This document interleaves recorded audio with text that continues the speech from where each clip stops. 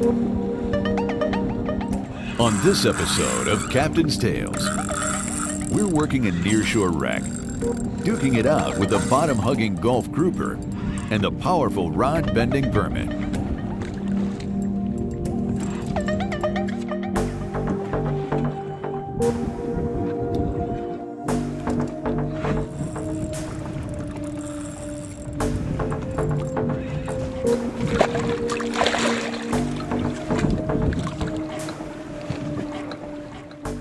Nice fish, about a 15, 16 pounder, I'd say.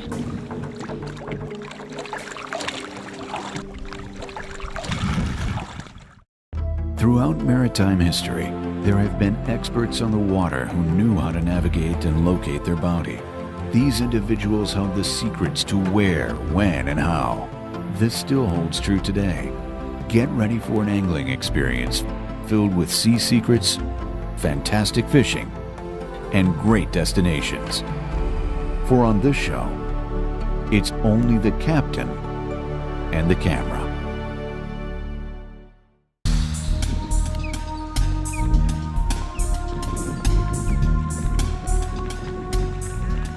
On today's charter, we're leaving from North Pine Island, an area known as Boca, Florida.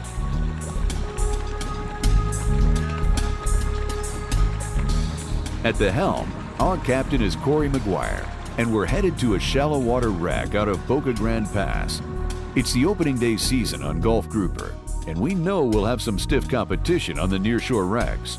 But the weather calls for windy conditions, and Captain Cory has a few tricks up his sleeve to accomplish our goal.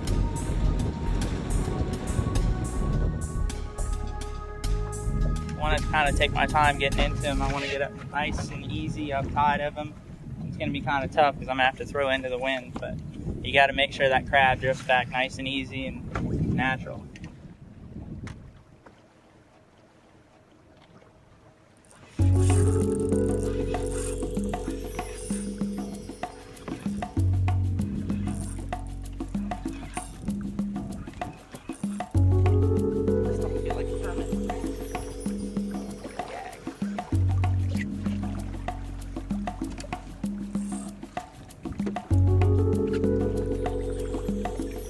Everybody likes crabs.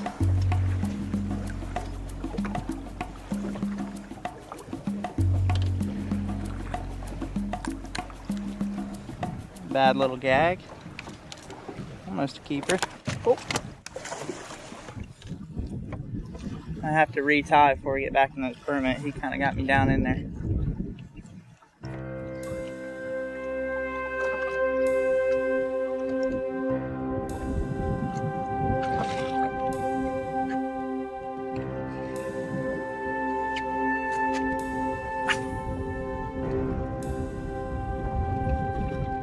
Pulled up to a little wreck. I like to fish here offshore. Pulled up and dropped our marker buoy just so we kind of have a point of reference. Well, you don't spend 10-15 minutes every time trying to get your drift right. We kind of have a little bit of a wind on tide, so we're not going to anchor on it. We're just going to kind of drift some crabs back and see what we can do. Hopefully these fish will lift up for us and we'll be able to see them and sight fish for them.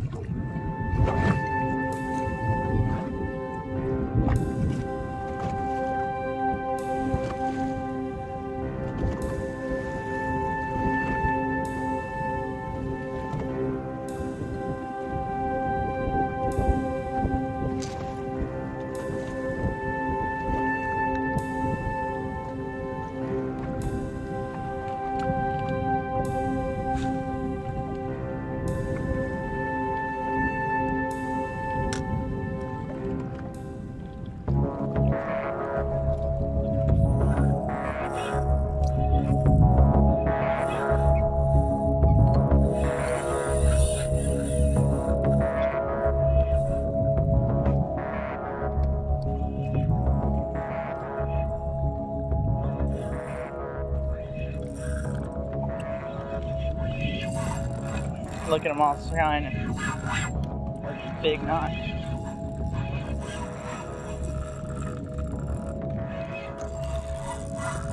Five spots later, it finally pays off.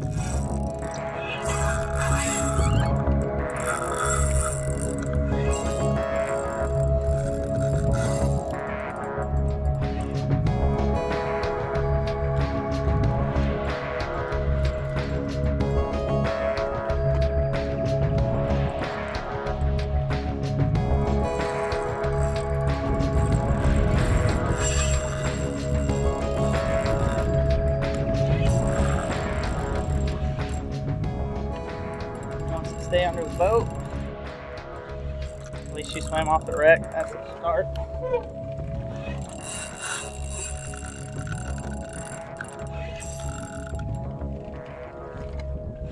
Oh, they're all spinning up on top still, floating.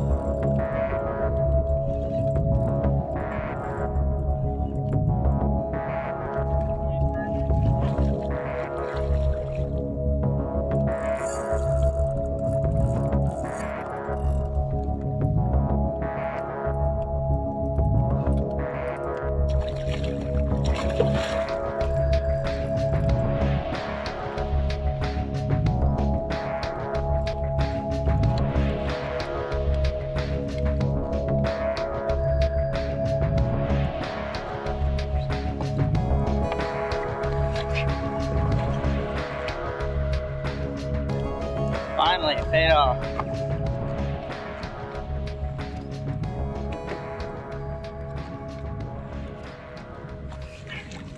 Nice fish. 12, 15 pounder.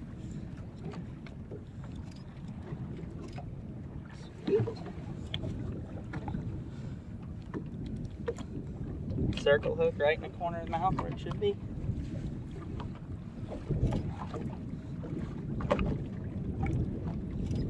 Fish. Pretty fish, aren't they?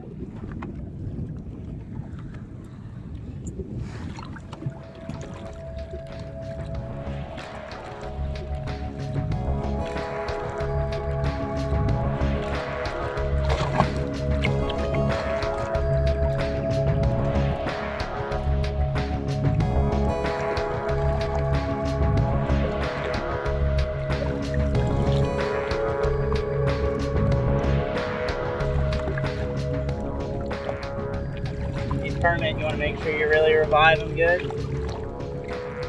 Just kind of pick them up and give them a little head start. Let's do it again. Today we had to battle a little bit of adversity. The first 3 or 4 spots I'd planned on going, once we got there we realized there was boats there, and to top it off they were all hooked up at every spot we went to. So I ended up taking the guys on a little bit further run. We ran to another shrimp boat that I like to fish. It's a private number. 21 miles south of the last wreck we went to, and an hour later into a head-on sea we finally get there and to find out there's another boat there. So we came back in the bay, gassed up, ran back up to the north, and ended up coming back out of Boca Grande Pass and going to another wreck up to the north. I like to fish up there, and that's where we ended up getting on our fish towards the end of the day. For permit fishing, I like to use a 5,000 to 6,000 class size reel. You want a little bit heavier rod, maybe like a 15 to 30 or a 12 to 25, but the biggest key is to have a little bit softer tip. That way you can throw the crabs. But you need some backbone on that rod to get those permit up in case they do run down into the wreck. Depending on the water clarity, I'll use anywhere from a 20 to a 40 pound leader. If I can get away with it, I'd like to have a 40 pound leader just in case you hook those bigger fish or if the sharks or jewfish are real bad on the wreck. Come down to a 3/0 Mutu light owner circle hook with a little loop knot, and if the fish are up on top I'll free line the crabs. If I'm not seeing the fish, I'm just doing drifts over the wreck. Sometimes I like to take a little split shot, pinch it right above the loop knot on the circle hook, bite it down, and that'll get your crab down just a little bit. We kind of had less than perfect conditions out there. What happened was we had wind on tide, and the fish kept concentrating on the front tide side of the piece we were fishing, and it was making it really tough to get in front of them with the trolling motor without blowing the fish out. So eventually what we had to do is we anchored off of the bow and tied off a float to the anchor, and I fished off the front of the boat and kind of positioned the boat with the trolling motor into casting range of the fish. I just kind of used the anchor as a compass to kind of spin the boat back and forth, you know, whether the fish went to the east or the west side of the piece. And being up there on the bow with the trolling motor, it allowed me to get an extra 3 or 4 shots in the fish that I wouldn't have gotten had I just been anchored off the back. There's 2 ways I like to fish those permit. Once you hook up a fish, you can either back way off of the drag and try to get the fish to stay up in the water column and run off of the structure. The other way is just to lock down your drag and just put it to them and try to get them up off the wreck. A lot of times, if you put pressure on the fish immediately, especially strong pressure, whether your drag's really strong or you're palming the spool, a lot of times that'll force the fish down into the wreck, and you'll either get cut off on the wreck or even a Goliath grouper could eat him. So my favorite way to do it is to back off of that drag, almost point the rod at the fish, and kind of let them take it off. And that way the fish will stay up in the water column, and once the fish gets 50 to 75 yards away from the structure, then you can back down to your normal drag and just enjoy the fish and catch them. I got into guiding about 4 years ago. I've lived in Southwest Florida, in Fort Myers specifically, for 15 years. 4 years ago I got done playing college baseball, and always loved fishing in North Pine Island Sound, and I used to run from Sanibel all the way up here all the time. The first 2 years I started guiding, and finally I said, you know what, I'm going to move out here to Boca and make Pine Island my home. And now I live 4/10 of a mile from the marina, have a boat lift, and have a beautiful marina to guide out of, and it couldn't be better. I have a 20-foot Pathfinder bay boat that I usually run from April up until September for most of my tarpon fishing, all my near-shore permit stuff, grouper fishing, and live bait fishing off the beach. I also have a 20-foot Florida Fisher tunnel haul that I use primarily in the wintertime. In the wintertime down here, our tides are 1 foot to 1.5 feet lower than normal. And the other boat allows me to get back into a lot of shallower bays and dried up flats where the fish will concentrate in the wintertime. It opens up a lot of opportunities to fish different areas, and it's a blast. And the key with these crabs is you don't want to rush putting them on. You want to kind of get a little groove started in the corner of the crab and just kind of lightly go and wiggle it back and forth and kind of work your way in nice and easy and kind of wiggle it through so that hook pops out right on the corner of the crab. That way it lets it swim nice and free.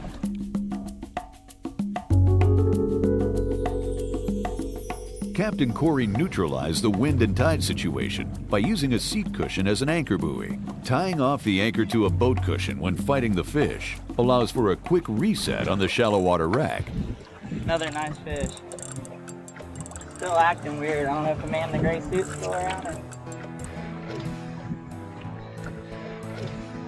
I backed off the drag like I did on the last fish and helped us out a little bit and swam off the wreck this time. That last fish we had just went straight down and I couldn't turn him. Nice permit.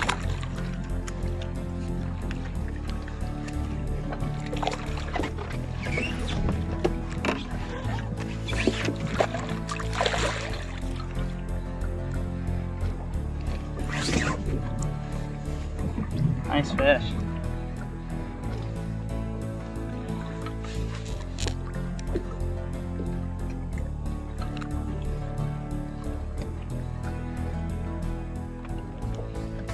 Swallowed that one a little bit.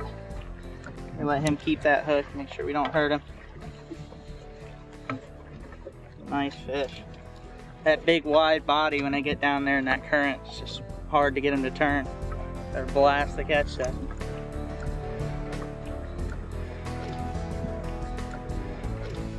Let this guy go. Get him back in the water. He's nice and healthy. Go get another one. McGuire-Permit. Nice and healthy, ready to go. Get re-rigged. We're about 150 yards off that wreck. That fish took off on one heck of a run that first shot. Leader's a little frayed up. I'm gonna retie this, get another crab on, and do it again. We're having a hard time getting the baits float into the fish. So we kind of anchored up and threw our baits with the wind up current. Got another hook out.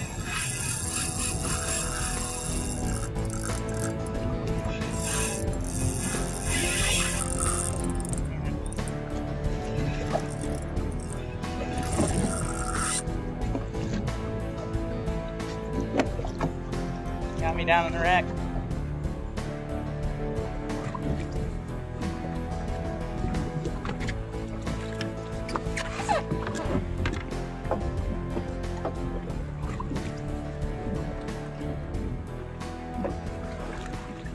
Got somebody else's hook too.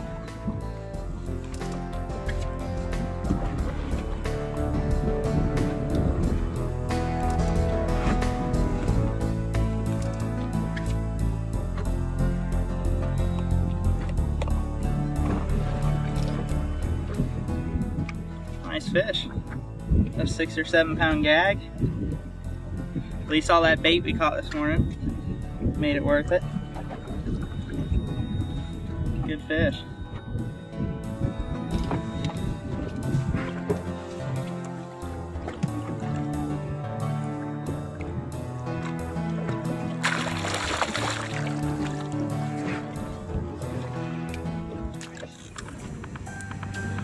Shark is chasing him.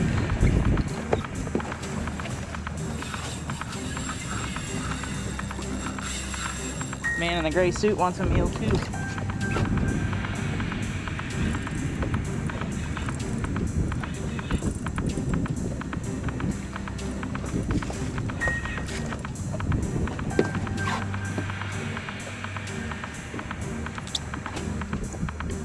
Had a little close call with the man in the gray suit. Came chasing after him.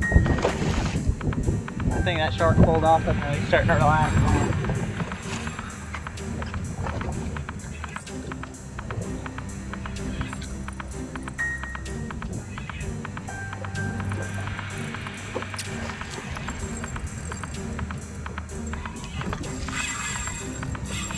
Bull shark's back after him.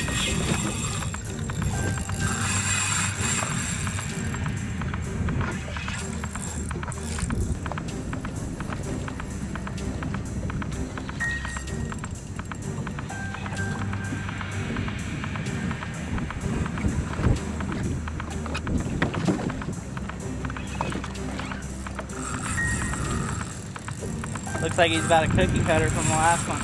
About a 12 or 15 pounder.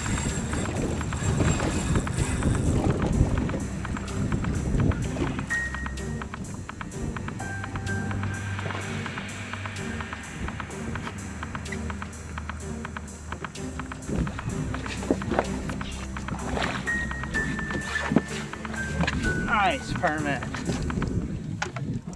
It's a little bit bigger than the last one. Circle hook did its job right in the corner.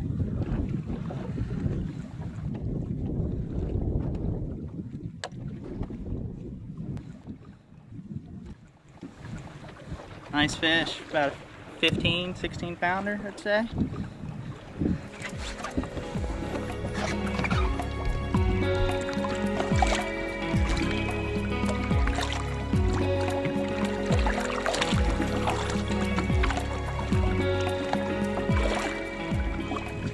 Lucky permit. He had about an 8-foot bull shark chasing after him twice. Make sure I revive him real good so it's not shark food.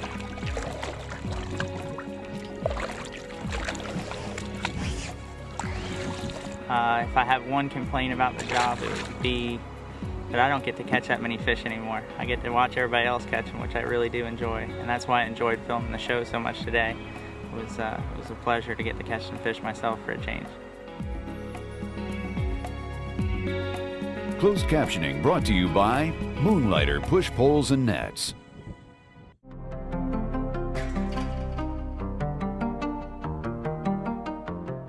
Join us again next week for another episode of Captain's Tales, and try one more fishing spot online. Log on to www.captainstales.com.